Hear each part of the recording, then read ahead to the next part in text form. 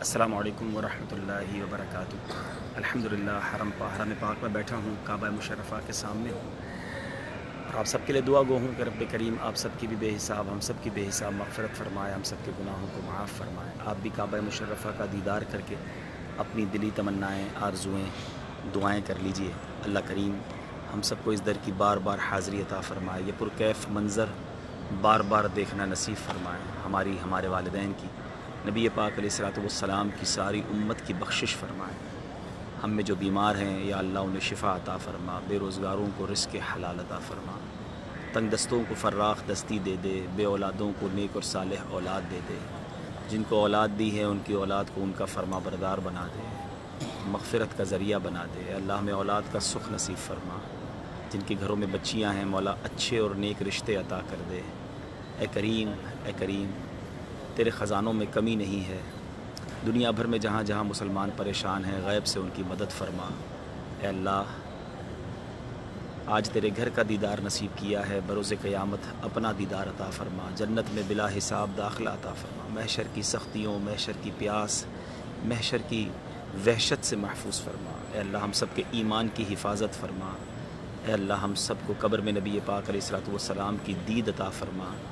اے اللہ نبی پاک کی پہچان نصیب فرما، ایمان والی، عافیت والی، نیکیوں والی زندگی دے، اور اے اللہ ایمان والی، عافیت والی، مدینے والی اور نبی پاک علیہ الصلوۃ والسلام کی دید والی ہم سب کو موت عطا فرما۔ اے کریم ایمان پر استقامت دے، دعوت اسلامی کے مدنی ماحول پر استقامت دے۔ بہت سارے تیرے بندے مجھے دعاؤں کے لیے کہتے ہیں، اے اللہ ان کا حسن ظن ہے، میں گناہ گار، میں بدکار، اے کریم مجھے ان کے حسن ظن سے اچھا بنا دے، مجھے نیک کر دے، مخلص کر دے۔ اور یہ جو دعاؤں کے لیے کہہ رہے ہیں، اے اللہ تو سب کے نام بھی جانتا ہے، سب کے کام بھی جانتا ہے، تیرے گھر کے سامنے بیٹھ کر دعا ہے، سب کی جھولیاں بھر دے، سب کی مرادیں پوری کر دے، سب کی خیر فرما دے۔ اے اللہ ہمیں دنیا میں بھی خیر نصیب کر، آخرت میں بھی خیر نصیب کر، ہم سب کو زوال نعمت سے بچا، عافیتوں کے پھر جانے سے بچا۔ اے کریم جو بات بنی ہوئی ہے وہ بنائی رکھنا، جو عزتیں بنی ہوئی ہیں بنائی رکھنا، ہمیں فتنوں سے، نفسانی خواہشات سے، شیطان کے واروں سے ہم سب کو، اے اللہ ہم سب کو محفوظ فرما۔ کوئی ایسی غلطی نہ ہو جائے مالک جو تیری ناراضی کا سبب بنے، ایسے کاموں سے بچا لے مالک جو تیری نافرمانی والے کام ہوں، تیری فرما برداری والے کاموں میں لگا دے۔ بہت سارے بندے بے روزگار ہیں مولا، کرم کر، آسان حلال طیب روزگار عطا کر، جن کے روزگار لگے ہوئے ہیں مولا ان کے رزق حلال میں برکت دے، اتنا دے مالک کہ بار بار تیرے گھر اور تیرے حبیب کے در کی حاضری ملتی رہے۔